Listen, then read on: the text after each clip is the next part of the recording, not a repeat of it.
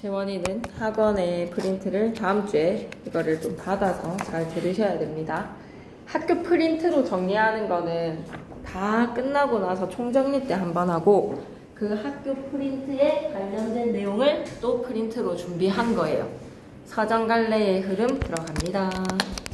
맨 앞장부터 볼 건데 서정갈래의 흐름이라고 하면 고대가요부터가 시작이거든요. 그래서 고조선부터 해서 삼국시대 이전이라고 생각하시면 됩니다. 삼국시대 이전의 문학이 고대가요. 어떻게 시작됐는 거라고 하면 서정갈래의 흐름에서 주요 작품을 중심으로 하여 서정갈래의 흐름을 파악해보자. 서정갈래의 흐름에다가 이제 선생님이 헌화가 사구체 향가부터 시작을 해주셨거든. 서정갈래의 작품에 반영된 시대 상황을 이해하고 작품을 감상하자. 헌화가는 4줄짜리 사구체 향가입니다. 사구체 향가. 그리고 주제는 수로 부인한테 꽃을 바치겠다라는 거야. 소를 끌었던 노인이 허락을 해주신다면 수로 부인이 갖고 싶은 자줏빛 꽃을 굉장히 계곡의 언덕바위라서 험준한 장소이지만 위험을 무릅쓰고 제가 그 꽃을 꺾어서 수로 부인한테 바치겠습니다 라는 고백의 노래입니다. 수로 부인에 대한 사랑의 고백. 소 끄는 늙은이가 사랑을 고백을 했어요. 해제 부분부터 가시지요. 이 작품은 삼국유사에 실린 신라 33대 왕인 성덕왕 때에 한 노인에다가 동그라미 수로 부인에게 꽃을 바치며 불렀다. 밑줄 끄자. 수로 부인에게 꽃을 바치며 불렀다. 에다가 밑줄 끄시고 위에다가 뭐라고 적자. 헌화가. 바친다 헌자에 꽃 화자 사용해서 꽃을 바치는 노래 헌화가. 수로 부인은 절세 미인이어서 때때로 신령한 존재에게 잡혀가기도 했던 인물입니다. 이 작품에서 노인이 벼랑 위에 핀 꽃을 꺾어주는 것은 수로 부인의 아름다움에 대한 큰 감동, 사랑을 표현한 것으로 볼 수 있다. 밑줄 끌까? 벼랑 위에 핀 꽃을 꺾어주는 밑줄 끄시고 수로 부인의 아름다움에 대한 감동에다가 밑줄 끄시고 활동 안내로 갈게요. 생각 열기. 신라시대의 서정갈래인 향가는요. 향가에다가 동그라미 옆에다 뭐라고 적어야 되지? 우리나라 최초의 정형시라고 적어줘. 향가에 대한 정의를 내려라 라고 하면 우리나라 최초의 정형시. 이 향가는 배경설화랑 함께 전해집니다. 배경설화에도 밑줄 한번 꺼주시고 활동 안내 왼쪽 귀퉁이에 보면 생각 열기에 활동 안내 있지? 배경설화를 통해서 노래로 분류였음을 확인할 수 있다. 배경설화 속의 상황에서 노인이 어떤 심정으로 노래를 불렀는지 생각해봐봐. 늙은이니까 자기가 좀 초라하잖아.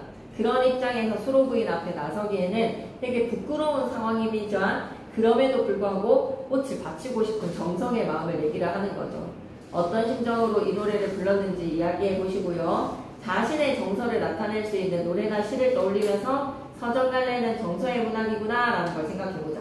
그리고 지도상의 유의점도 미리 한번 읽고 갈게요. 헌화가의 상징적인 의미에 대해서 설명하기보다는 노래를 지어 부르는 노인의 정서에 주목을 해라. 그래서 가시리도 서경별곡도 다 이별의 정한을 노래하는 노래로 뒤에 작품에서 이어질 겁니다.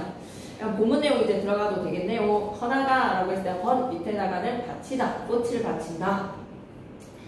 자줏빛 바위가에 잡고 있는 암소를 놓게 하시고 수로 부인께서 암소를 놓게 하시고 나를 안이 부끄러워 하신다면 주어는 수로 부인이야. 수로 부인아 당신께서 자줏빛 바위가에 내가 잡고 있는 암소를 내가 놓게 하시고 나를 안이 부끄러워 하신다면 꽃을 꺾어서 당신께 바치오리다. 배경설화 읽고 가겠습니다. 수로 부인의 남편 순종봉이 강맥태수가 되어서 부임에 가던 중에 바닷가에서 점심을 먹게 되었다. 그 곁에는 깎아지르는 듯한 벼랑 험준한 장소에 철쭉꽃이 활짝 피어 있었던 거야. 너무 위험한 장소라서 아무도 다가가서 꽃을 꺾어드릴 수가 없었거든. 그것을 본 수로 부인이 주변 사람들한테 꺾어줘 라고 했지만 누구 하나 나서는 사람이 없었거든. 왜? 너무 깎아지르는 듯한 벼랑이라서. 이때 소를 끌고 가던 한 노인, 이 노인이요 이 노래를 지어서 꽃을 꺾어 바쳤다고 합니다. 자, 그러면 우리는 헌화가에 담겨져 있는 화자의 정서가 어때? 헌화, 꽃을 바치고 싶은 사랑의 마음이야. 사랑의 마음을 고백에 나가줄. 두 번째, 현재 자신의 정서를 가장 잘 나타내주는 노래나 가사를 생략하도록 하겠습니다. 자, 그러면 우리는 헌화가에서의 향찰식 표기도 좀 주목하고 가자. 향찰식 표기가 뭐야? 라고 하면 한자의 음과 뜻을 빌려서 우리말 어순에 따라 실질 형태 소는 뜻을 빌리고 형식 형태 소는 음을 빌려서 문장 전체를 표기하는 방식이 향찰 아닙니까? 그죠? 향가를 기록하는데 향찰로 기록했다라는 거 기억나시죠? 향찰은 대체로 개념을 나타내는 부분은 한자의 뜻을 빌리고 밑줄 한번 긋고 가겠습니다. 개념을 나타내는 부분에다가 밑줄 끄시고 위에다가는 실질 형태 소라고 적어줘. 실질 형태 소는 한자의 뜻을 빌리고 조사나 어미에다가 밑줄 꺼서 형식 형태 소라고 좀 적어줘. 형식 형태 소는 뭐를 빌리고 음을 빌려서 다시 부를까? 개념을 나타내는 부분은 위에다가는 뭐라고? 실질 형태 소. 어딘지 잘 모르겠다면 헌화가의 향찰 표기를 찾아주세요. 헌화가의 향찰 표기에서 개념을 나타내는 부분은 실질 형태소, 실질 형태소는 한자의 뜻을 빌리고 조사나 어미 등의 문법적 관계에다가 옆에 뭐라고 적고 가야 되지? 형식 형태소. 형식 형태소는 뭐를 빌리고 한자의 음을 빌려에다가 밑줄. 이게 제일 핵심이었지. 우리말 어순에 따른 표기였다는 거. 우리말 어순에다가 밑줄 끄시고 자그마하게 별표. 우리말 어순에 따라서 기록했습니다. 헌화가의 일부 현대어 풀이에서 꽃 하자에 소리 울릴 희자 사용해서 꽃을이라고 표기를 한 거야.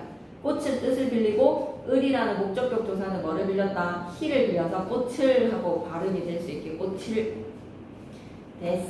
꽃이라는 실질 형태소는 뜻, 을이라는 문법 형태, 형식 형태는 뭐를 빌려야 된다? 그럼 맨 위로 올라가서 향가의 특징 갈게요. 향가는 향찰로 기록되어서 전해지는 우리 노래로 신라시대 노래라고 생각하시면 됩니다. 신라시대 기족계층의 노래라고 적자. 향찰로 기록되어 전해오는 우리 노래 옆에다 뭐라고 적고 가자? 신라시대 기족계층의 노래라고 적자. 신라시대 기족계층의 노래. 삼국시대부터 고려시대까지 향유가 되고 한자의 음과 뜻을 빌려서 우리말 문장 전체를 듣는다. 밑줄 그러니까 우리말 문장 전체에다가 밑줄. 4구체에서 시작해서 8구체, 10구체로 확장이 되었습니다. 상대적으로 짧은 민족의 향가와 보다 길이가 짜임새가 잘 갖추어진 사내각의 향가로 구분이 된다. 사내각의 향가 밑에다가는 19체 향가라고 적어줘. 사내각의 향가는 19체 향가다. 괜찮니? 그러면 141페이지로 이어갈게. 헌화가 향찰 기록된 4구체 향가 이렇게 하네. 가시리 위에다가는 고려가요라고 좀 적어줘. 고려가요.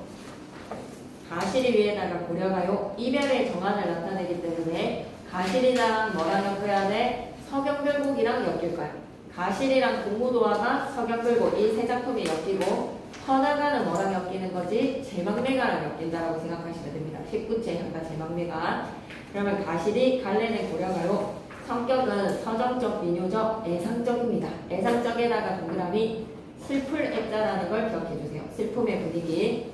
부드럽고 복진한 여성적 어조로 사랑하는 남자친구가 마음이 변해서 떠나가거든. 그 떠나가는 남자친구가 원망스럽지만 다시는 나를 찾지 않을까봐 이별에 대해서 순순히 응합니다.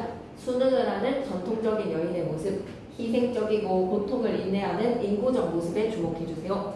절제된 감정 안에 님이 가자마자 빨리 돌아와주세요 라는 임의 기환에다가 밑줄.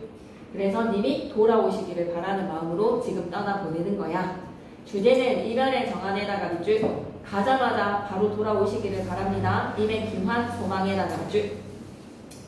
형식상의 특징 무조건 시험에 나오겠지. 각 행마다 3, 3, 2조의 음수율을 고려가요는 많이 사용해. 고려가요는 정형시는 아니야. 평민계층의 문학인 고려가요는 그래 그 말 하나 적고 갈까? 위에 고려가요 가시리 제목 위에 적었으면 고려가요 땡땡 고려시대 평민계층의 노래라고 좀 적어줘. 고려시대 평민계층의 노래인 가시리 고려가요는요 정형시는 아니에요. 신라의 최초의 정형시가 향가고요. 그 향가의 정형적인 형식 19체의 형식이 시조한테 계승이 됩니다. 그래서 고려가요는 형식이 정해진 정형시는 아니지만 대체적으로 고려가요는 어떠한 형식을 지니고 있다? 삼음보의 9년체의 후렴구를 지니고 있는 형식적인 공통점이 있어. 정형시는 아니지만 3, 4, 2조에다가 밑줄 그시고 글자 수가 가시리 3, 가시리 3, 있고 2, 3, 3, 2조의 음수율을 많이 택하고 그리고 끊어읽기 다리가 가시리 가시리 있고 버리고 가시리 있고 날러러 어찌살라 하고 버리고 가시리 있고 삼음보의 율격을 많이 택합니다. 산호부에다가도 밑줄 그시고 각 연이 두 행시 9년이 되어 있어. 몇 년으로? 4년으로 9년이 되어 있습니다. 네, 2행 4연 기승전결의 구조를 지니고 있고요. 반복법을 사용하고 순우리말을 사용을 하고 강렬하고 애절한 가사를 사용을 한다. 민요였던 것이 고려의 궁중음악인 소각으로 개편이 되었습니다. 제재 해설을 먼저 좀 읽고 갈까? 작자 연대 미상의 고려가요 기호곡이라고도 합니다. 악장 가사에 전문이 수록되어 있고요. 시홍향 악보라는 책의 1장에 대한 가사와 악보가 실려져 있습니다. 어떤 내용이야? 라고 하면 밑줄 긋고 갈게. 사랑하는 사람과의 이별을 안타까워하는 애절한 심정에다가 밑줄. 민요로서의 원가는 원망의 노래라고 합니다. 이별의 슬픔을 비극적 정조로 노래한 작품이지만 가시리가 원래는 비극적인 정서의 어조였어. 그런데 궁중음악으로 유입이 되면서 말이지. 궁중음악으로 수용에다가 물결 표시 별표. 가시리가 궁중음악으로 유입되면서 그 이별의 노래라는 분위기와는 전혀 관계없이 갑자기 후렴구에 위즈진과 태평성대를 외쳐. 밑줄이다. 태평성대를 노래하는 후렴구에다가 밑줄.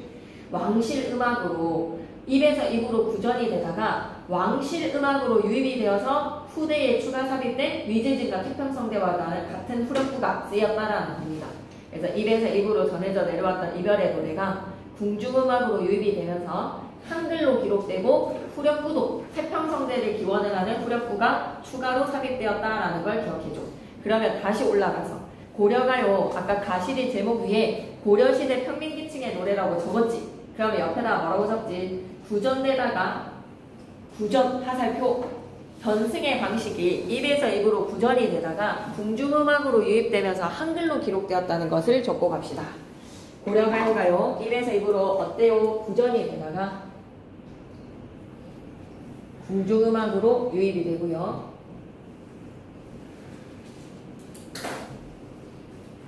밴드 한글로 기록되어서 전해진다라는 것을 기억해 주세요. 한글로 기록되어서 전해진다. 다 됐지? 그러면 바로 본문 내용 갈게. 가십니까? 가십니까? 버리고 가십니까?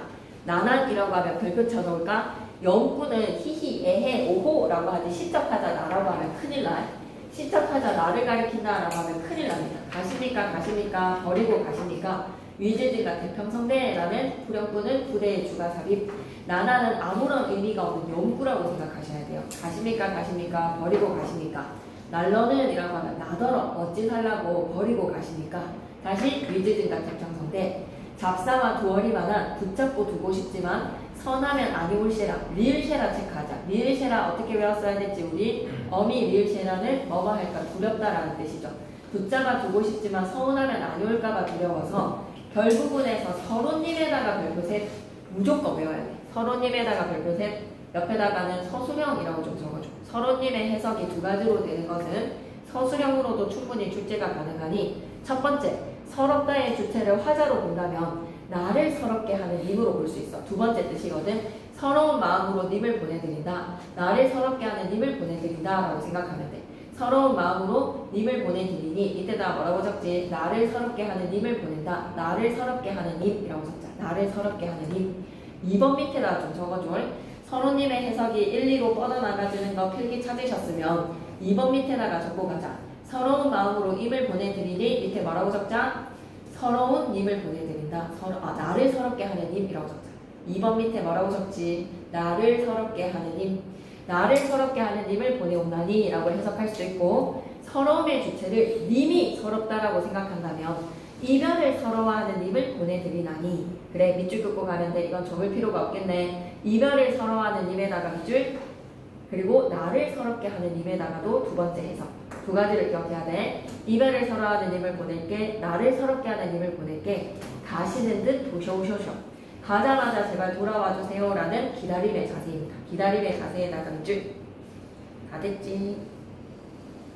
그러면 옆에 현대어적 풀이를 보자. 나난이라고 하면 영구니까 조심해야 돼. 시적하자 나라고 하면 절대 안 돼. 위즈진과 태평성대는 노래의 내용과는 상관없는 후대에 추가 삽입된 후렴구 궁중음악으로 유입됐다는 것을 생각할 수가 있어. 잡사와는 붙잡아. 선하면 서운하면 서로는 서러운이니 서러움의 수식이 님이 된다면 나를 서럽게 하는 님 혹은 이별을 서러워하는 님 두 가지로 해석된다는 거 기억해 주시고 후렴구의 기능으로 내려오자. 맨 밑에 후렴구의 기능.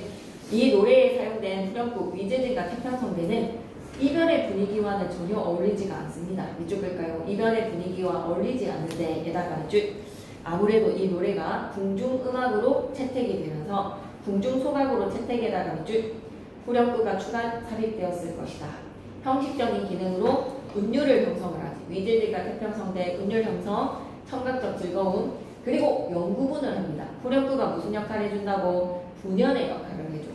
의미전환, 다양하게 전개된 시상을 통합을 시키는데 위즈들과 태평성대의 후렴구가 화자의 정서를 심화시킨다라고 하면 O일까 X일까? 화자의 정서를 심화시킨다라고 하면 O일까 X일까? X, 화자의 정서는 이별의 전환이야. 근데 위즈들과 태평성대는 화자의 정서랑 전혀 상관없어. 16페이지 넘어가서 그 다음 페이지로 가보자.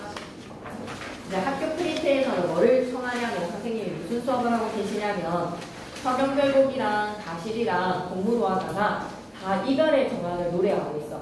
공무도화가는 고대가요고 서경별곡이랑 가실이는 무슨 노래? 고려가요라고 생각해야 돼. 그래서 어떻게 이별의 전환이 계승되고 있는지를 살펴볼 거야. 공무도화가가 어떤 내용인지 작품 선정 이유를 좀 보면서 가볼까?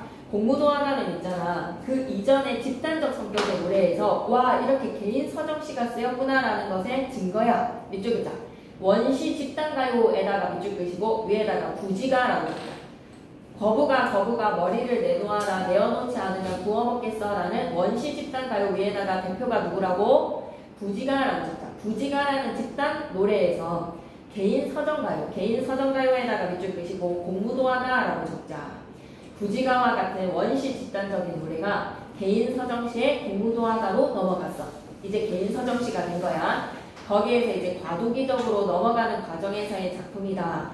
문학사적 가치를 지니고 있다. 이별과 죽음에 대한 당대인들의 정서와 세계관을 살펴볼 수 있으며 밑줄 긋자.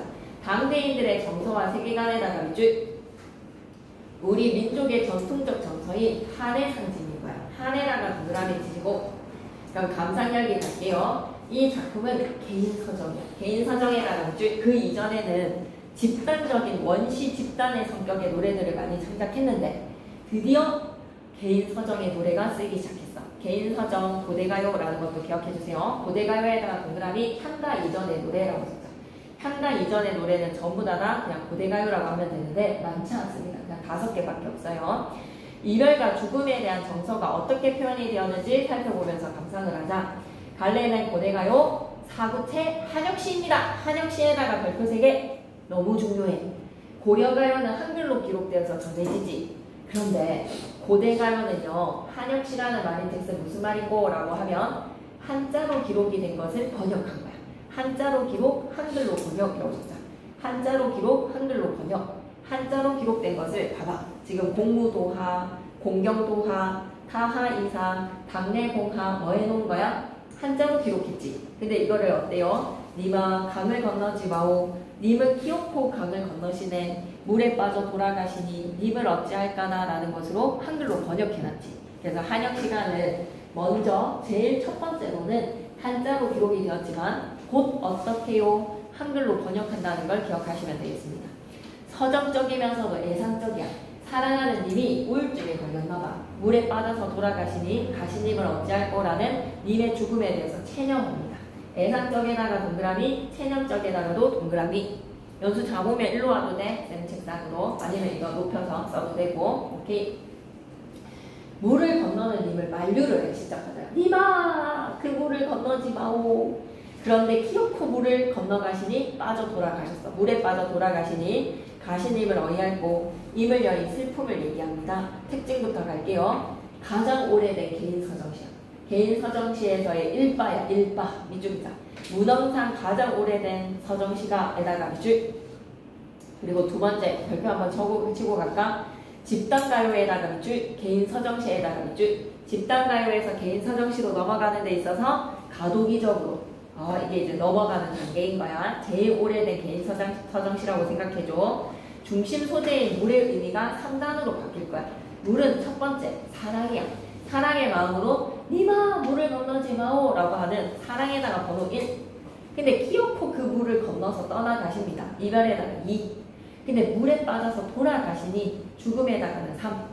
사랑, 이별, 죽음이라는 의미의 변화로 민족의 보편적 정서인 한을 노래한다. 한을 노래에다가 밑줄 공무도화가 다시 한번 더 가겠습니다. 백수 강구의 아내 공무도화가 님이여 라고 했을 때 님은 시적 화자의 남편이야. 님아 강을 건너지 마오 라고 했을 때 강 위에다가는 뭐라고 적지? 사랑. 사랑의 마음으로 강을 건너지 말라고 만류를 해. 님아 강을 건너지 마오에서의 강은 뭐라고? 사랑. 근데 님은 기어코 강을 건너시네. 두 번째 구절에서의 강은 이별입니다. 강 두 번째에서는 이별. 물에 빠져 돌아가시니 죽으니 물 세 번째에는 죽음이라고 적어주세요. 그러면 물의 의미 3단 변화가 사랑, 이별, 죽음. 물에 빠져서 죽으니 님을 어찌할까나. 님을 어찌할까나에다가 밑줄 끄시고 죽은 님을 어쩌겠어 라는 말은 님의 죽음에 대해서 그냥 받아들입니다. 체념적. 님을 어찌할까나 옆에다 뭐라고 적지? 체념적. 체념적. 자, 옆에 물의 의미 변화 다시 생각하고 가자. 남편에 대한 하자의 사랑, 물. 그리고 물을 건너가셨어. 강을 건너가시니까 님과 하자의 이별, 강. 그리고 물에 빠져서 돌아가시니 라고 하면 님의 죽음까지. 사랑, 이별, 죽음을 기억해 주시고 옆에 있는 피올기는 한역시가입니다. 한자로 쓰여진 것을 한글로 번역을 한 겁니다. 전체 구성 다시 한번 보실까요? 사구체 한역시죠. 강을 건너려고 하는 님을 만류합니다. 님아 그 물을 건너지 마오 만류에다가 밑줄. 근데 님은 기어코 강을 건너시네. 건너내다가 밑줄. 물에 빠져 돌아가시니 빠져 죽음에다가 밑줄. 님을 어찌할까나 라는 것은 한칸 밑줄, 체념 밑줄. 공무도화가의 배경설화로 가시죠. 공우인이라고 하면 조선 진졸 강리자고의 아내 여우기가 지었습니다. 공우인이 뭐라고? 공무도화가라고 생각하시면 돼요.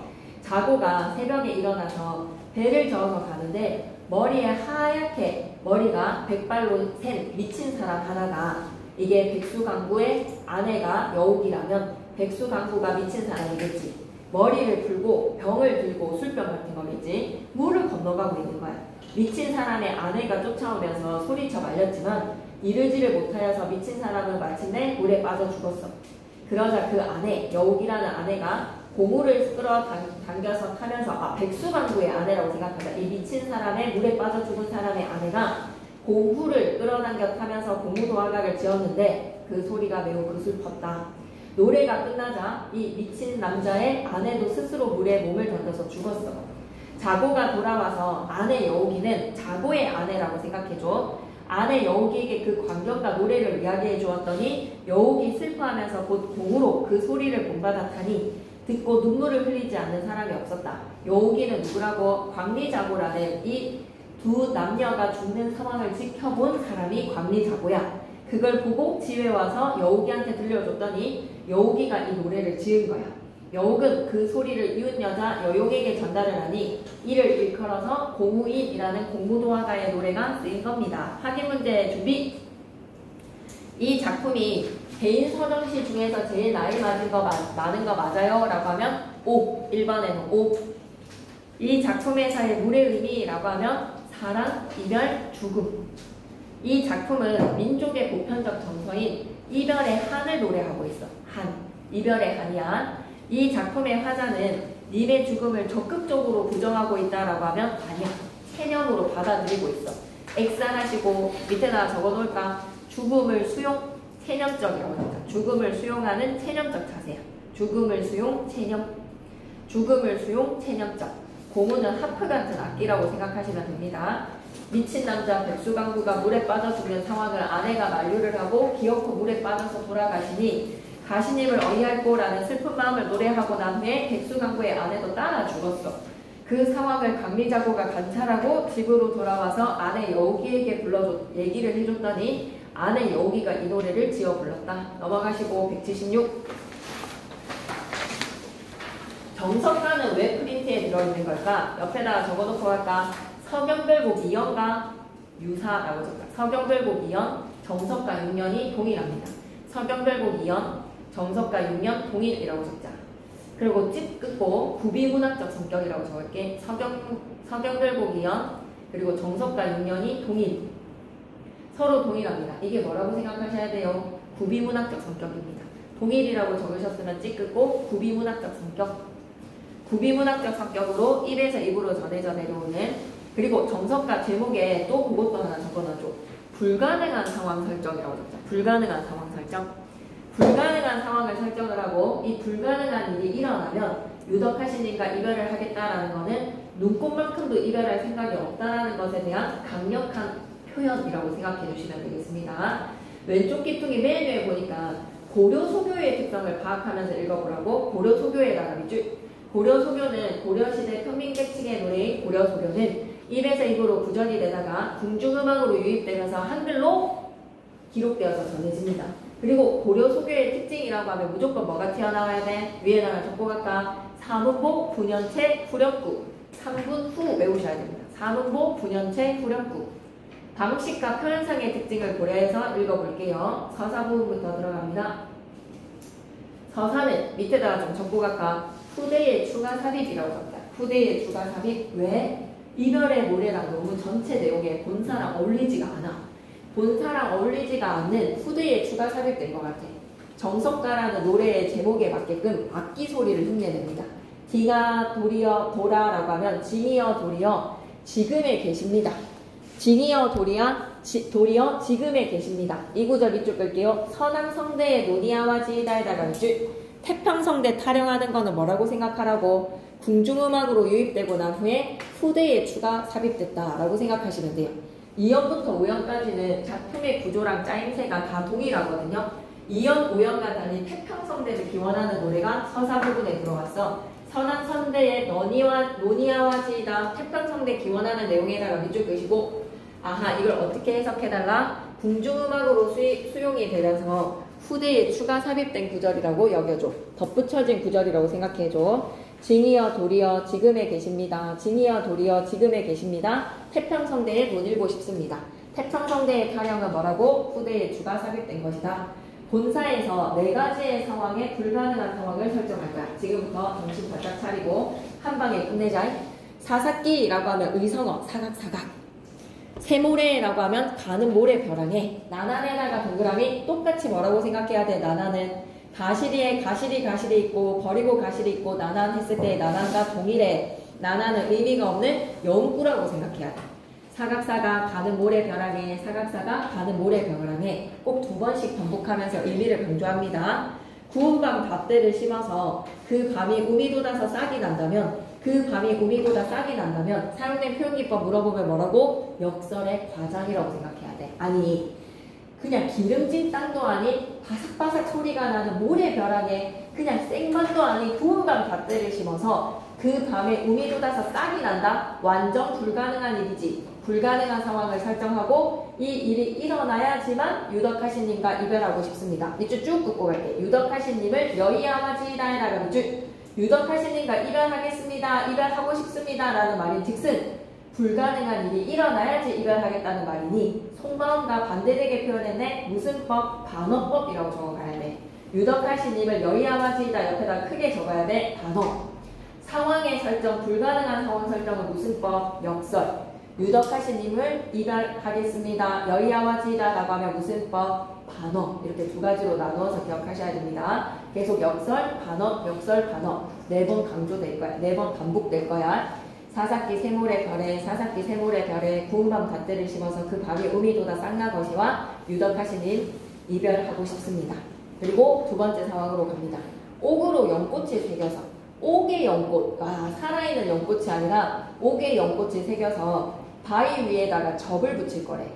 그 꽃이 삼동이 핀다면, 삼동에다가 밑줄 끄시고 단어 끝풀이에 6번으로 가볼까? 세움금으로 해석하셔도 되고요. 절정의 겨울이라고 생각하셔도 됩니다. 12월, 1월, 2월에 절정의 추운 겨울에다가 밑줄.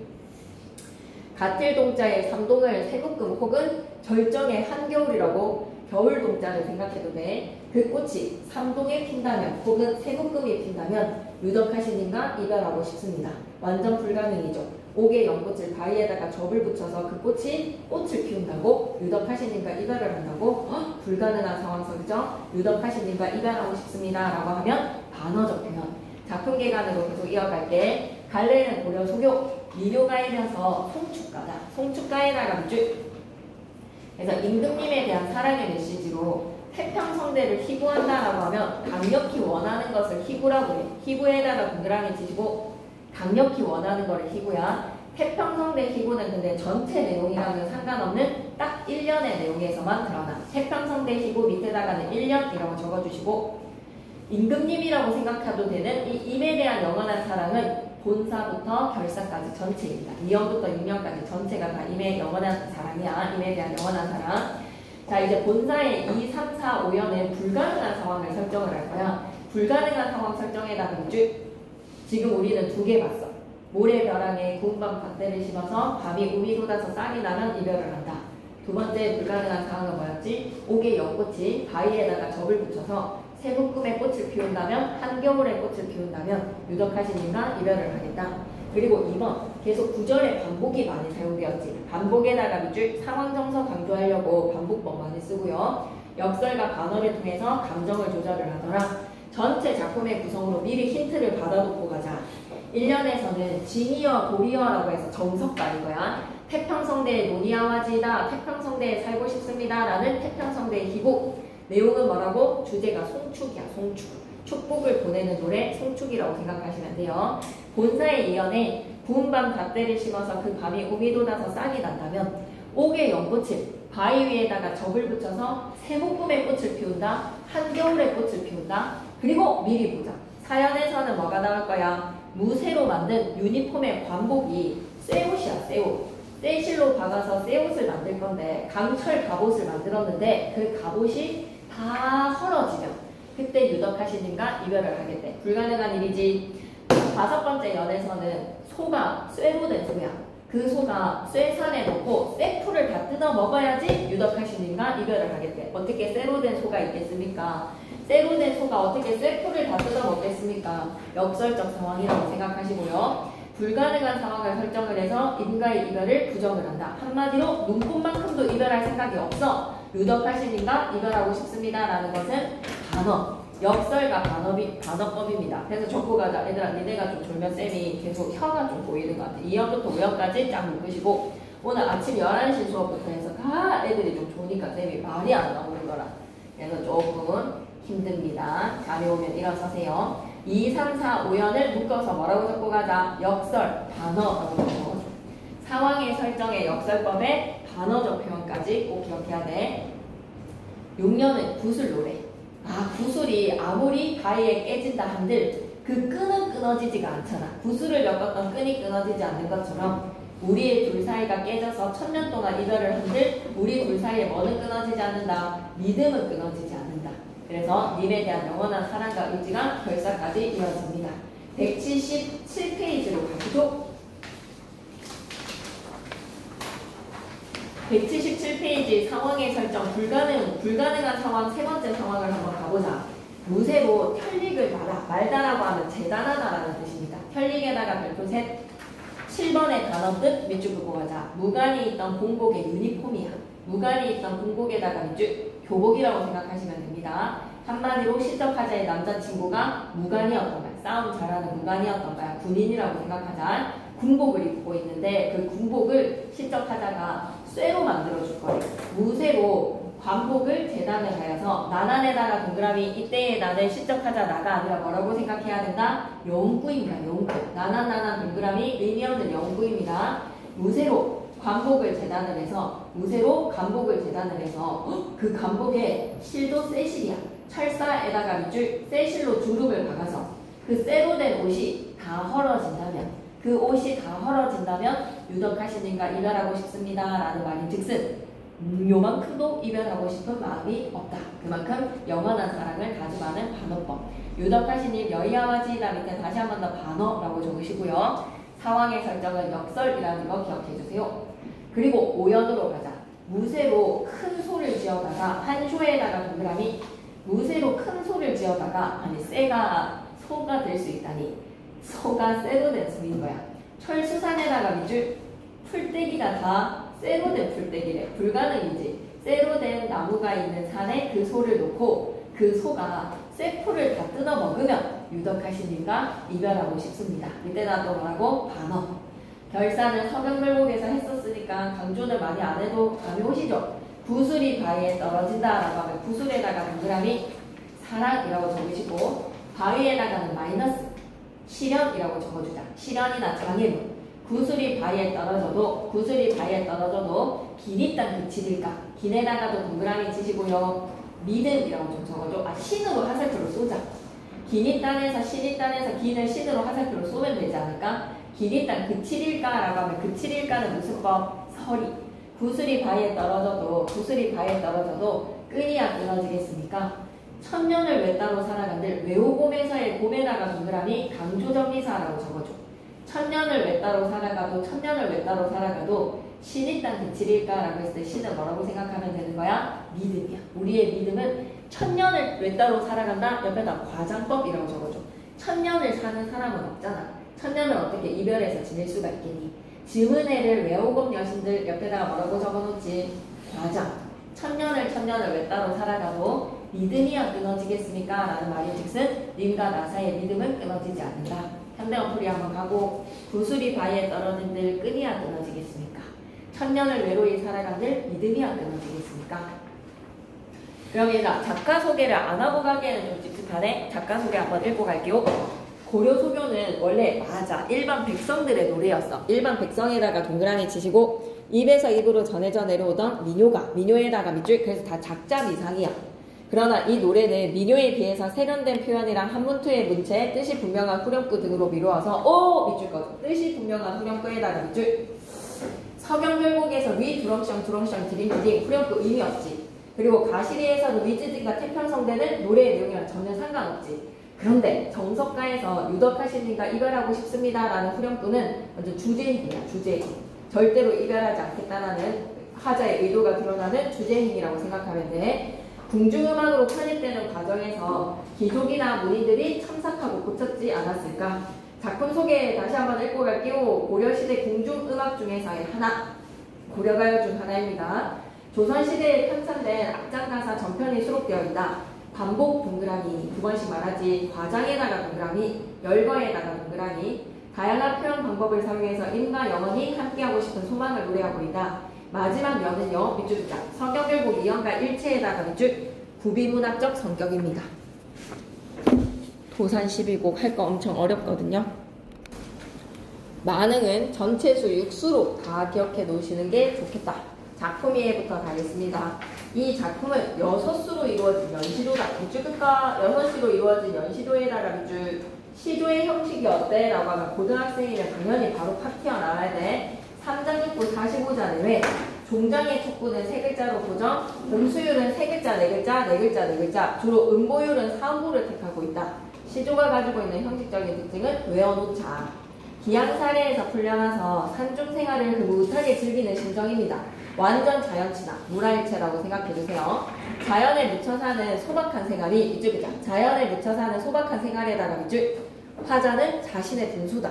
자신에게 알맞은 분수에다가 밑줄. 밑에다 적고 갈까요? 안분지족. 자신의 분수에 만족하면서 살아가는 거 뭐라고 하지? 안분지족. 한문투보다는 순우리말을 잘 살려서 쓴 작품입니다. 만자가 무슨 만자? 가득할 만자. 그래서 흥이 가득한 노래 만흥. 이 작품은 자연 속에 사는 흥치를 노래하는 시조야. 시조의 형식적 특성과 작품에 나타난 가치관에 주목해서 감상해보자. 시조의 형식적 특성에다가 밑줄 끄시고 지금 부를게. 3장 6구 45자 내외. 3장 6구 45자 내외. 글자 수는 몇 글자? 3, 4나 4, 4조의 음수율. 3, 4나 4, 4조의 음수율. 3, 4, 4, 4조 음수율. 그리고 음보율은 몇 번씩 끊어읽어진다고? 4음보. 그리고 시조라면 반드시 지켜야 되는 게 뭐다? 종장의 척구가 3글자로 고정이죠. 3음절 고정.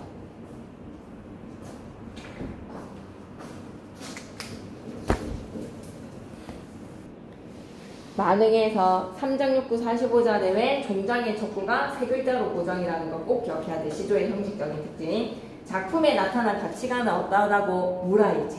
안분지족, 안빈낙도. 아니 여의정, 좌의정, 우의정보다 황제보다도 내 삶이 더 낫다라는 자부심과 만족감으로 살아가는 시적 하자입니다. 자, 1수부터 들어갈게요. 산수간 바위 아래라고 했을 때 산수간 밑에다가는 자연. 자연의 바위 안에 띠집 하나 짓고 살아가고 있어. 띠집에다가 동그라미 화려합니까? 소박합니까? 라고 하면 소박. 가난합니까? 부유합니까? 라고 하면 가난. 가난하고 소박한 삶으로 띠집을 짓노라 하니 그 뜻을 모르는 남들, 그 모르는 남들에다가 동그라미 치시고 그 모르는 남들은 속세 사람들이겠지. 속세인이라고 적자. 그 모르는 남들 밑에다가는 속세인. 웃는다에다가 밑줄 끄시고 밑에다가 뭐라고 적어야 돼? 조소, 비웃음을 날리는 거지. 아, 병신, 쪼다새끼 진짜 찌질하게 사네 라고 속세 사람들이 나를 비웃는 거야. 쌤이 너무 리얼한 멘트를 날려버렸네요. 산수간 바위 아래 띠집 짓고 살아가는 내 모습에 그 뜻을 모르는 남들은 누구라고요? 속세 사람들이 나를 비웃어. 바보 천치야, 아이고 멍청이야 라고 나를 비웃지만, 세상을 등진 나를 비웃지만 어리석은 시골 촌뜨기의 뜻에는 어리고라고 밑에다가 뭐라고? 어리석다. 향은 무슨 뜻이지? 시골 촌뜨기, 시골의 무식한 사람. 자기 자신을 비하하는 열등감의 표현이라고 생각하지 마시고 뭐라고 생각해야 돼요? 겸손함의 표현이라고 생각하세요.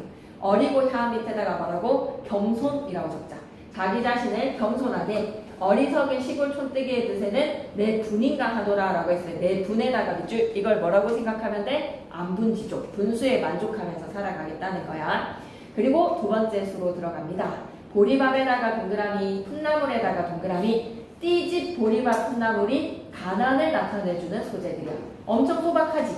보리밥에다가 풋나물을 알맞게 먹고 난 후에 바위급 물가 가서 실컷 놀아. 그남은 여남은 일이야? 부러워할 줄이시랴. 그남은 여남은 일에다가 가로로 묶으시고 내가 노는 이외의 일이야.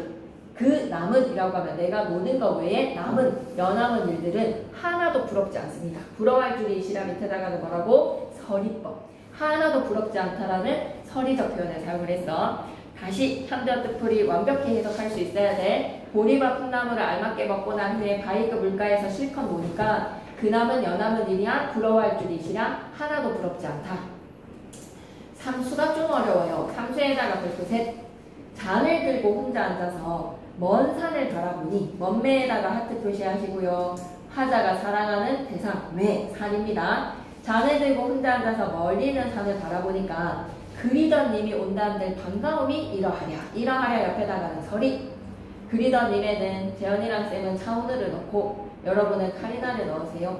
그리던 님이 온다 한들 이라고 하면 나의 최애가 온다 한들 반가움이 이 정도겠어 라는 것은 최애가 좋다는 거야? 아니면 이제는 산이 좋다는 거야? 산이 더 좋다는 거야. 아무리 최애가 온다 한들 그리던 내 사랑이 온다 한들 반가움이 이 정도겠습니까? 이러하랴 라는 거는 이 정도이지 못하다는 거죠. 즉 먼매가 더 좋다.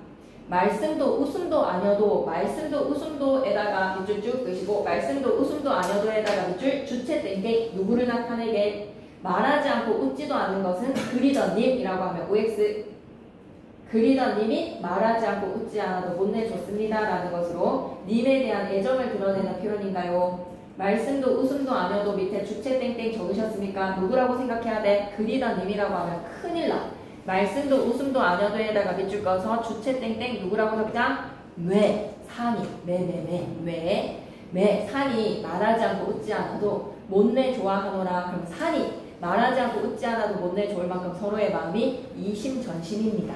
말하지 않아도 알아요. 이심전심. 무라일체 적고 갈게요. 이 산이 말하지 않아도 알아요. 이심전심. 무라일체. 삼수는 산과 내가 하나가 된 이심전심과 무라일체를 드러낸다. 다시 한 번 더. 잔을 들고 혼자 앉아서 먼 산을 바라보니까 아 그리던 님이 온다 한들 반가움이 이 정도가 될까라는 거에서 님보다는 이제 산이 더 좋은 거야. 산이 말하지 않고 웃지 않아도 못내줬습니다 라는 산과 내가 하나가 된 경지 무라일체라고 생각하죠. 그 다음에 이제 사수로 가는데 앞에 생략된 말이 있어. 자연에서 사는 삶이라고 주어를 좀 추가시켜 놓을까? 자연에서 사는 삶이 삼공보다 낫다 하더니 도곤이라고 하면 보다라는 비교조사입니다. 누군가가 자연에서 사는 삶이 삼공보다 낫다 하더니 만승이 이만하겠습니까? 삼공에다가는 여의정, 자의정, 우의정으로 국무총리, 황제 바로 아래 벼슬이거든요. 시적 화자에게 플러스야 마이너스야? 삼공에 플러스 마이너스 표시한다면 뭐 하실 거예요? 삼공은 마이너스 줘도 안 해. 누군가가 자연에서 사는 삶이 삼공보다 낫다 하더니 삼공에다가 마이너스 여의정, 자의정, 우의정 하라고 해도 줘도 안 해. 만승에 이만하랴라고 하면 만개의 수레를 끄는 황제가 이만하랴라는 것은 자연에서 사는 삶이 황제보다 더 낫다라는 표현을 하고 싶은 거야. 황제가 이만하겠어라는 것은 이만하지 못해. 한마디로 내가 만승보다 더다. 만승 밑에다가도 마이너스. 황제의 자리를 줘도 안 해. 여의정, 자의정, 우의정의 삼공 자리를 줘도 안 해. 이만하랴 밑에다가는 서리. 서리가 엄청 많이 쓰였다는 거 주목해야 되는 점이지 의문형 문장을 통해서 의도를 강조하고 있다. 이제 헤어든 생각해보니까 소부랑 허유가 현명했어. 소부 허유에다가 동그라미 치시고 탈속인이라고 적자. 속세인이 아니라 탈속인이 야간도다 라고 하면 현명했다라는 뜻입니다. 자, 소부랑 허유의 고사 이야기 중학교 3학년 때부터 지겹게 듣지 않았습니까, 여러분? 허유한테 요임금이 임금하라고 하니까 허유가 더러운 이야기를 들었다고 기산의 영수에 가서 미친듯이 귀를 씻었지. 소부가 그 귀 씻은 물을 내 소한테 먹이고 싶지 않다고 상류로 올라가서 소한테 물을 먹였지. 소부랑 허유의 마인드는 어때? 소래. 소부랑 허유의 마인드는 임금이 되라는 것은 더럽다. 나보고 더러운 임금을 하라니 그만큼 탈속인들이라고 생각하셔야 됩니다. 이제 생각해보니까 소부랑 허유가 현명했다. 우리 단어 뜻풀이에다가 좀 적고 가자. 소부랑 허유는 중국 고대의 은사라고 하면 숨을 은자거든요. 은둔을 했던 선비들이다 라는 뜻으로 소부에다가는 동그라미 돼지꼬리뼈 상류에서 소 물먹이기라고 적자. 상류에서 소 물먹이기. 상류로 올라가서 소한테 물을 먹인 사람이 소부야. 왜? 더러운 그 물을 내 소에게 마시게 하고 싶지 않아. 소부는 상류에서 소 물먹이기. 허유에다가 동그라미 귀 씻기. 왜 귀를 씻었지? 안 들은 기 삽니다. 나보고 임금하라네요. 안 들은 기 삽니다 라는 심정으로 귀를 막 미친듯이 씻었어. 이제 생각해보니까 소부랑 허유가 현명했다고. 아마도 임천한흥은 비길 곳이 없어요. 임천한흥에다가 밑줄 그시고 주제어라고 적자. 수풀림자의 생천자 사용해서 임천은 수풀과 샘이라고 생각하지 마시고 그냥 자연이라고 생각하면 돼. 자연의 비유적인 표현으로 임천한흥이라고 하면 자연에서의 한가로운 흥은 비길 곳이 없어라. 자연 속에서 느끼는 불치입니다. 여기까지 괜찮습니까? 다시 한번 더 가보자. 자연에서 삶이 누군가는 삼공보다 낫다 하더니 만승이 이만하겠습니까? 만승도 이만하지 못해. 삼공 마이너스 만승 마이너스. 이제 생각해보니까 소부랑 허유가 현명했던 거지. 아마도 임천한흥은 비길 곳이 없으니 나는 여기에서 만족하면서 임천한흥을 즐기며 살아간다. 5수로 가보자. 내 천성이 게으른 것을 하늘이 알아실샤. 알아실사에서 리을샤에다가 동그라미 감탄형 어입니다. 내 천성이 게으른 것을 하늘이 아시기에 아셔서 아시는구나. 리을샤는 뭐라고 해석하면 돼? 감탄형 어미. 하늘은 밑에다가 운명이라고 적어줘. 내 천성이 게으른 것을 운명이 알고 있어서 인간만사를 한 일도 안 이바뀌셨다. 인간만사에다가 마이너스. 안 이바뀌시다의 주체는 누가 되는 거지? 하늘이. 하늘이 나에게 인간만사는 한 일도 안 이바뀌시고 다만당, 다토리가 없는 다톨 플러스 주격조사 2입니다. 다만당 다툴 사람이 없는 강산을 지키라고 하시는구나. 강산 밑에다가는 플러스, 인간만사 밑에다가는 마이너스. 인간만사에는 다툼이 있다면 강산에는 다툼이 있다 없다? 없어. 그래서 다툼이 없는 강산을 나에게 지키라고 하시는구나.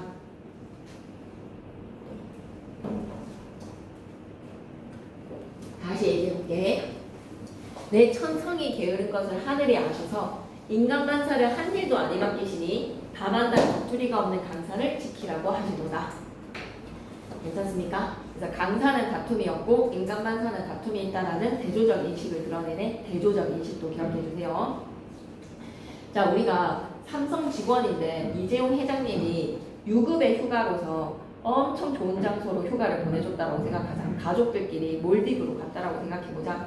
거기에서 막 행복한 바다 수영을 하면서 여러분이 드는 생각, 삼성 직원이라서 행복해요. 제이드래곤 감사합니다 라는 생각 들겠지. 그래서 이 시작하자도 마찬가지로 이렇게 행복하게 자연에서 사는 삶이 다 임금님 덕분이다 라는 생각을 합니다.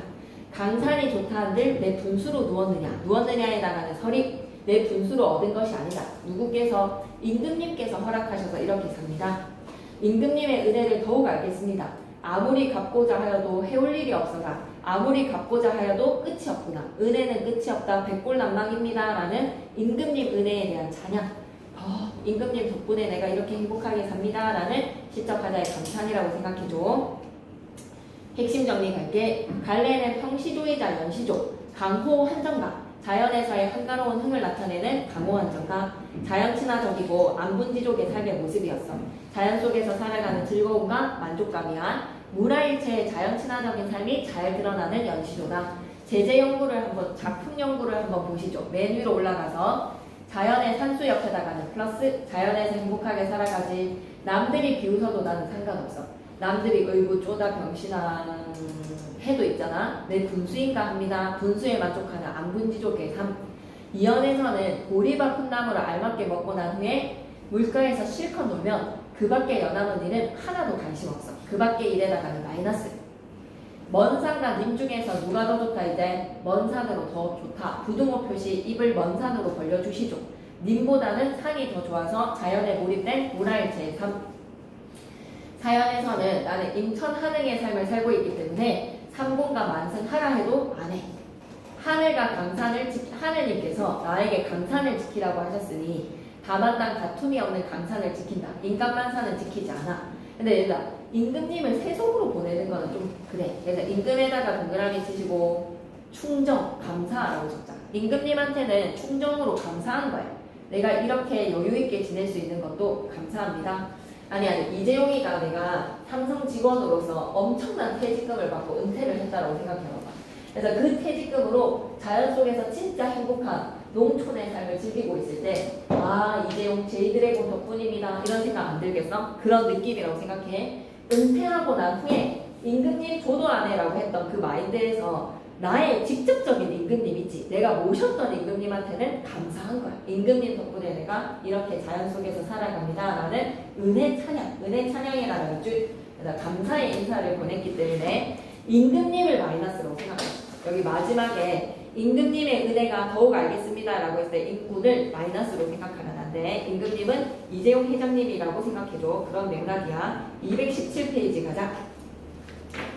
사설시조 가가 여러분의 프린트에 들어가 있습니다. 가의 사설시조에다가 밑줄 한번 꺼주시고, 사설시조는 언제 창작됐지? 가의 옆에다가 밑줄 긋고 가자. 조선 후기에다가 밑줄. 작자미상의 사설시조야. 사설시조에다가 밑줄. 고달픈 세상살이에다가 밑줄. 세상살이가 너무 고달파서 이 답답한 마음을 공황장애 일어날 것 같아. 공황이 올 것 같을 때 이 시적 하자는 어때? 가슴에 창문을 내서 시름을 다 내보내고 싶다. 가슴에 창을 달고 싶다에다가 밑줄 끄시고 가슴에 창문을 내서 문을 활짝 열어서 시름을 해소하고 싶어라는 이 시적 하자의 사고방식이 살아가는 사고방식이 비관적이야 아니면 낙관적인 사람이야? 엄청 낙관적이지. 그래서 개성적으로 표현 밑에다가는 낙관적, 긍정적, 해학적이라고 적고 갈 거야. 개성적으로 표현 밑에다 뭐라고 적고 가자?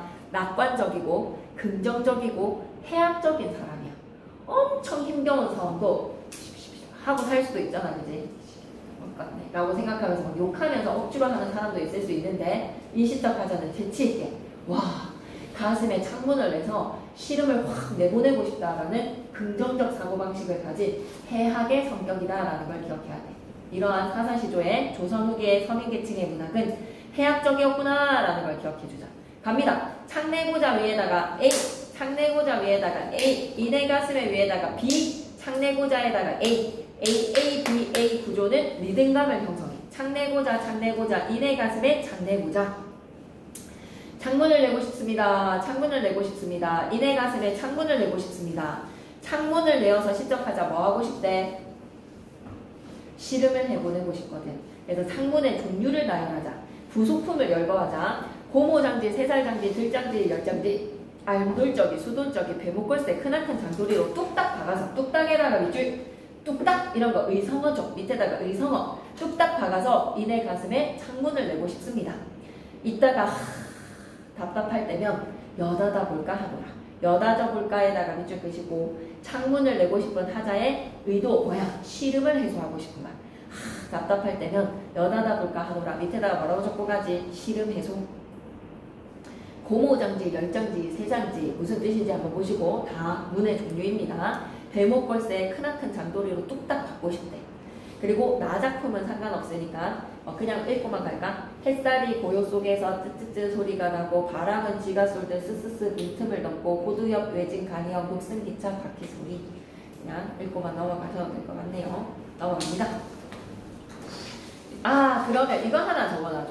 창내고자는 명확하게 해합이라고 좀 크게 적어. 가위에다가는 해합과 풍자를 구분하고 싶거든. 그래서 창내고자 위에다가 이 작품은 어떤 성격이 강하다는 것을 해악이라는 것을 기억해줘. 제재연구가 있었네. 제재연구 보고 가자. 사설시조고 해악적에다가 크게 동그라미를 쳐줘. 풍자랑 해악을 잘 구분해야 돼. 해악은 뭐다? 부정적인 상황도 웃음으로 극복하려고 하는 낙천적인 인식이 해악이야. 되게 의지적이지. 씨름을 해소를 하려고 하는 의지적인 삶의 모습이 드러났어. 답답한 심정에서 얼마나 벗어나고 싶으면 이때 당시에 뭐 약이 있겠어요? 그러니 신경 안정제를 먹을 수가 없으니 실적하자는 가슴에다가 창문을 내고 싶다라는 이런 기발한 발상을 통해서 창과 관련된 구체적인 사물들이 열거가 되었고 삶의 괴로움을 강조를 합니다.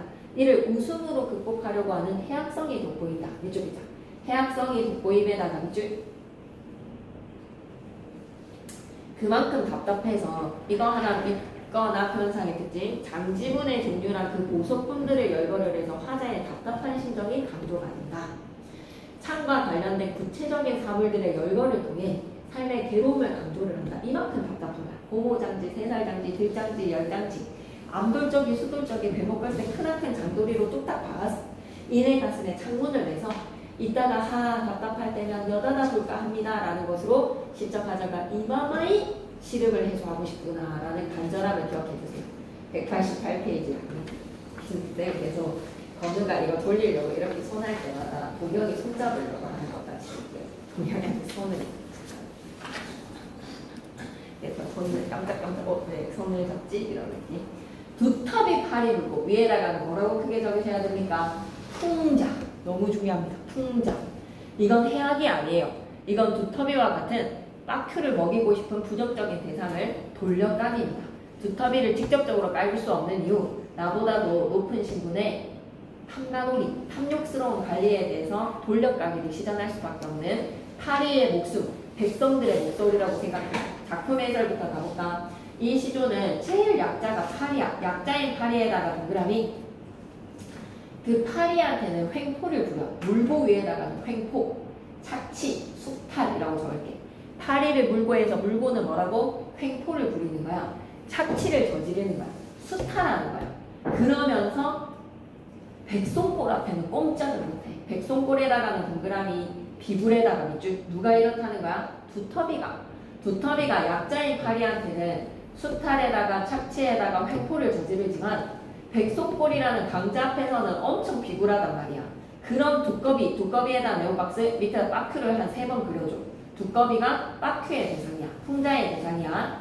이 두꺼비를 통해서 힘없는 백성은 수탈을 하는 그러면서도 중앙의 외세, 중앙의 권력한테는 앞천과 앞으로 비굴하게 구는 탐가놀이를 빠큐 먹어라 라고 풍자하고 있습니다.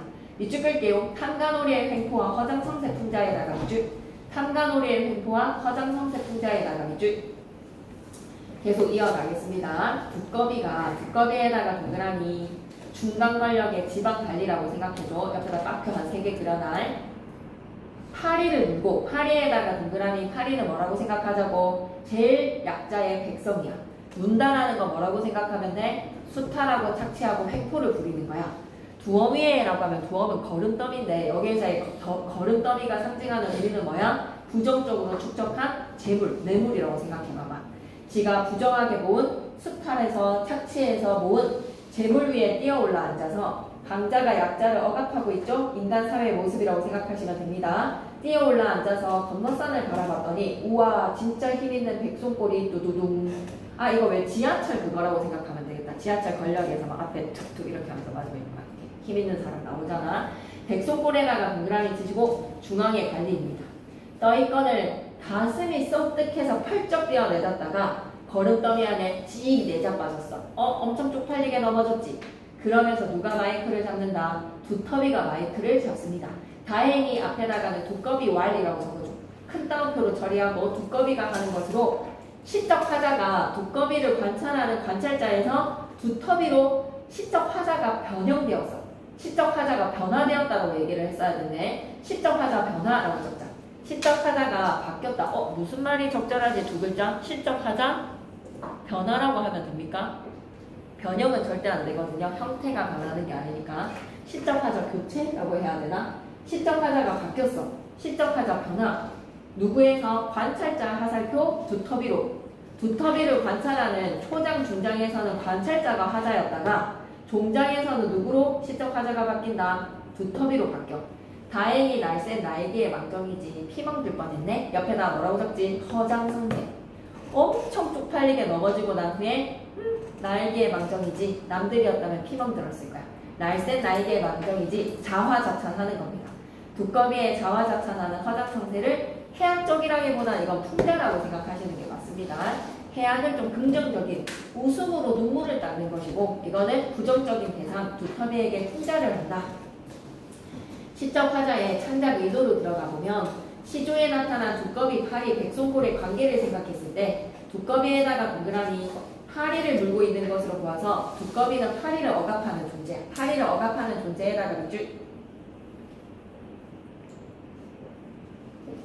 백송골에다가 동그라미 놀란 두꺼비의 모습을 보아서 백송골은 두꺼비가 두려워하는 존재이자 두꺼비보다 더 높은 지위의 존재야. 밑줄이자. 두꺼비가 두려워하는 존재에다가 밑줄 두꺼비보다 더 높은 지위에다가 밑줄. 그래서 그냥 2번을 그대로 외워줘. 파리는 힘없는 백성에다가 밑줄. 조선 후기의 지방 권력자들에게 괴롭힘과 수탈을 당했던 힘없는 백성. 그리고 두꺼비는 뭐라고 생각하는데 백성을 괴롭히면서 수탈을 했을 지방관리 탐관오리라고 좀 적어줘. 탐관오리. 백송골은 뭘까? 두꺼비보다도 더 높은 지위에 있는 중앙의 권력이나 외세라고 생각하면 돼. 그래서 두꺼비는 백송골한테는 아첨과 아부, 비굴한 모습이지만 파리한테는 횡포와 수탈과 착취를 일삼습니다. 그래서 두어 마리 엄청 쪽팔리게 자빠져 놓고는 날쌘 나에게의 망정이지 피멍들 뻔했네. 허장성세의 모습이지. 핵심 정리로 가자. 갈래는 사설시조, 성격은 풍자적, 상징적. 그냥 풍자라고 쓰면 하고 싶어. 풍자적에다가 동그라미. 두터비를 뭐라고? 희화화 시켰다라는 말도 기억해야 돼. 약육강식하는 인간사회와 중간권력층의 비굴하고 허세에 찬 모습을 풍자를 했다. 두꺼비, 파리, 백송골 등을 의인화시킨 인간사회의 풍자로 풍자적 속법에다가 밑줄 이 말 좀 기억해야 된다. 희화화에다가 동그라미 우스꽝스럽게 깎아내리는 거야. 두꺼비가 날쌘 나이기의 망정이지 피멍들 뻔했네. 이런 게 바로 뭐다? 희화화라고 생각해. 자아자찬하는 모습을 우스꽝스럽게 깎아내리는 희화화를 기억해 주시면 좋겠습니다. 300페이지 가시고요. 300페이지 개를 연화문이나 기르되 얘도 뭐야? 크게 해악이라고 적어줘. 이것도 있잖아. 내가 마음에 들어하는 사랑하는 남자친구가 나를 더 이상 찾아오지가 않아. 그래서 시적 하자는 괜히 개 탓을 하는 거야. 개를 탓함으로써 오지 않는 님에 대한 원망을 전가시킨다라고 생각하시면 됩니다. 시적 하자가 개를 10마리 넘게 기른대요. 개를 10마리 넘게 기르되 딱 얄미운 요 개같이 얄미우랴. 10마리 중에서 딱 요 한 마리가 얄미워. 요 개 원망의 대상 위에다가 적고 가자. 임에 대한 원망을 전가라고 적을게. 원망의 대상 위에다가 뭐라고 적고 가자. 임에 대한 원망을 옮길 전, 옮길 가, 전가라고 적자. 님을 직접적으로 원망을 할 수가 없으니까 님에 대한 원망을 전가시키는 거야. 개 탓하는 거야 괜히. 개를 10마리 넘게 기르는데 와씨 요 개같이 얄미우냐? 탁 보신탕 끓여 먹어버릴라. 이런 심정이 든다. 서리법에다가 밑줄.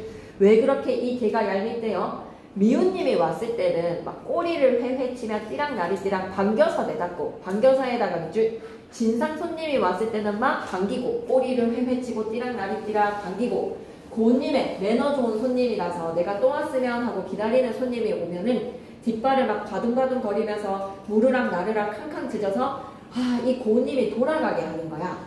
개의 얄미운 행동을 묘사했지. 밑줄 글자 해학적으로 묘사에다가 밑줄 음성상징어 많이 사용했습니다. 회회 버둥버둥은 의태어, 캉캉은 의성어로 음성상징어 사용했다는 거 꼭 기억하시고 개의 행동을 묘사했어. 미운님이 왔을 때는 꼬리를 회회치며 띠락나리띠락 반겨서 내닫고 고운님이 오면은 뒷발을 버둥버둥 무르락 나르락 캉캉 짖어서 돌아가게 했잖아. 그래서 이 개 때문에 이 고운님이 오지 않는다라고 생각하는 시적 하자는 신밥이 그릇그릇 남아돌아도 넘어길 줄이 이시다. 너에다가 밑줄 끄시고 개. 너한테는 먹일 줄이 있으랴 밑에다가는 서리법. 준다 안 준다? 신밥도 주지 않겠다.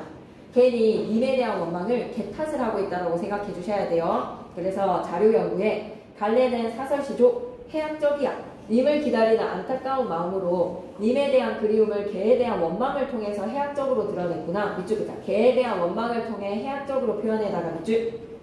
과장된 행동의 묘사, 의성어 의태어를 많이 사용했다라는 거 기억해줘. 괜찮지? 그래서 창내고자 해학. 그리고 두터비 팔이 물고 두어미에 치다가 앉아 풍자. 그리고 개를 10마리 넘게 기르되는 해학적 성격이 강해. 님의 그리움의 마음을 해학적으로. 그리고 마지막 리비오만 학원으로 들어가 보자. 그리고 잠시만 좀 잘라갈게. 이거 꼭 풀어야 돼. 재원이도 다음 주에 받아서 영상 보고 이거를 풀어야 되겠죠? 외부 지문이랑 연결이 될 수 있으니 이 작품들도 좀 푸셨으면 좋겠습니다. 학습지 내용으로. 자료집 아직 안 받으셨죠? 우리 그러면 오늘 아마 받았을 거거든요. 상황을 좀 던져주면 지훈이 거 쌤이 좀 좋나? 저번 시간에 지훈이 자료 받아갔나? 오케이? 그러면 니미오마 학원으로 갈게요. 니미오마 학원을이라고 하면 남자친구가 날 보러 온다고 연락을 넣은 거야. 님이 온다라고 연락을 받아서 이제 마중 나가는 장면입니다. 갈래는 사살시조. 이 작품도 어때? 님이 얼마나 보고 싶었으면 주추리 3대를 님으로 착각했지? 라는 따뜻한 마음이 드러나는 해학적 성격의 작품입니다. 해학적에다가 동그라미 치시고. 그리고 오바를 떨면서 작품을 과장, 행동을 묘사를 하는 것이 과장이다. 님이 온다는 소식을 들었어. 애타게 님을 기다리는 초조한 마음으로 님을 기다리는 그 마음을 개의 행동 묘사랑 좀 묘사합니다. 의성어 의태어에다가 밑줄 끄시고, 좀 전에 미우님이 왔을 때는 꼬리를 회회치면서 내닫고, 고님이 왔을 때는 모르랑 나르랑 캉캉 짖어서 돌아가게 한다. 의성어 의태어를 통해서 과장되게 묘사했지. 의성어 의태어 밑줄, 과장되게 묘사에다가 밑줄. 임에 대한 화자의 간절한 그리움을 드러내더라. 그리고 2번 자연물 주추리 3대를 님으로 착각한다는 것은 그만큼 간절하게 보고 싶었다는 거지. 해학적에다가 밑줄 끄시고 시의 짜임새도 한번 봐주세요. 초장 부분에서 님을 기다리는 초조한 마음. 님이 오마 학원을 전염법을 일찍 지어먹고 나섰어. 주추리 3대를 님으로 착각을 해서 반겨서 맞으러 나갔다가 자신의 경솔한 행동에 모처럼 밤이기의 만정이지 행여 낮이었다면 너무 남들의 부끄러움이 될 뻔했구나 라고 멋쩍어 해요. 그럼 초장 부분부터 들어갑니다. 님이 오마 학원을 저녁밥을 일찍 지어먹고 중문 나서서 대문 나가서 문지방 위에 치달아 앉아서 이수로 가액하고, 이수로 가액에다가 밑줄 이런 거 단어 뜻을 좀 잘 체크해줘. 두 손을 이마에 대고 두 손을 이마에 대는 여자의 모습 보이십니까? 문지방 위에 치달아 앉아서 이수로 가액한다 라고 하면 무슨 뜻이라고? 이마에 손을 얹고 오는가 가는가 건너산을 바라봤더니 거머히뜩한 게 서있어. 거머히뜩에다가 동그라미. 님의 모습으로 판단을 한 거지. 저것이 님이로다 싶어서 보선버서부터 가로로 묶읍시다. 버선을 벗어서 품에 품고, 신을 벗어서 손에 쥐고, 곰비님비 님비곰비 천방지방 지방천방 진들 마른데 가리지 않고 위렁중창에다가 밑줄 끄시고, 우당탕탕이라는 뜻이거든요. 그래서 의성어라고 적자. 우당탕탕 건너가서 의성어. 과장되게 행동을 묘사를 했지. 구체적으로 묘사를 했지. 정옛말이라고 하면 가슴 속에 머금고 있었던 말을 하려고 곁눈으로 흘겨봤더니 거머히뜩한 거 저게 님이로구나 라고 생각했던 것이 작년 7월 4일날에 가까벗긴 주추리 3대였던 거야. 주추리 3대를 살뜰히도 나를 속였구나. 주추리 3대를 님이라고 착각했던 거야. 주추리 3대에다가 동그라미 치시고 화자의 착각을 유발한 대상에다가 밑줄, 살뜰히도에다가 밑줄 끄시고 알뜰히도라는 반어적 표현입니다. 주추리 3대가 알뜰히도, 잘도 나를 속였구나. 살뜰히도의 표현기법 뭐라고 얘기해야 된다? 반어법이에요. 살뜰히도는 반어. 모처럼 밤이기에 행여 망정이지 남들한테 웃음거리 될 뻔했네. 모처럼이라고 하면 아이고 때마침 밤이기에 망정이지 낮이었다면 남들한테 웃음거리 될 뻔했구나 라고 겸연쩍어 하는가, 멋쩍어 하는 시적하자의 마음, 님을 향한 간절한 기다림의 마음이 느껴지시죠? 네. 그러면 남은 거는 다음 시간에 나가기로 하고, 다음 시간에 그 프린트에서 파생되는 작품들이 좀 많거든요. 그래서 여러분 학교 프린트를 좀 갖고 와주시면 쌤이 좋을 것 같아요. 학교 프린트를 좀 갖고 와서 쌤이 뭐에서 연관이 되는지를 보여줄 테니까 학교 프린트 갖고 오시고요. 자습서 챙겨오세요. 도산 12곡은 자습서 보면서도 해야 되니까 도산 12곡 이 프린트도 좀 갖고 오셔야 됩니다. 여기에서 도산 12곡 마저 나갈 거니까 도산 12곡 얘도 갖고 오고, 그 다음에 이거는 나눠주면 왠지 안 갖고 올 것 같아서 쌤이 보관하고 있을 터이니 꼭꼭꼭 프린트 챙겨 오시고, 그 다음에 자습서도 챙겨 와주세요. 다음 시간에도 나갈 게 좀 많을 것 같습니다. 일단은 여기까지.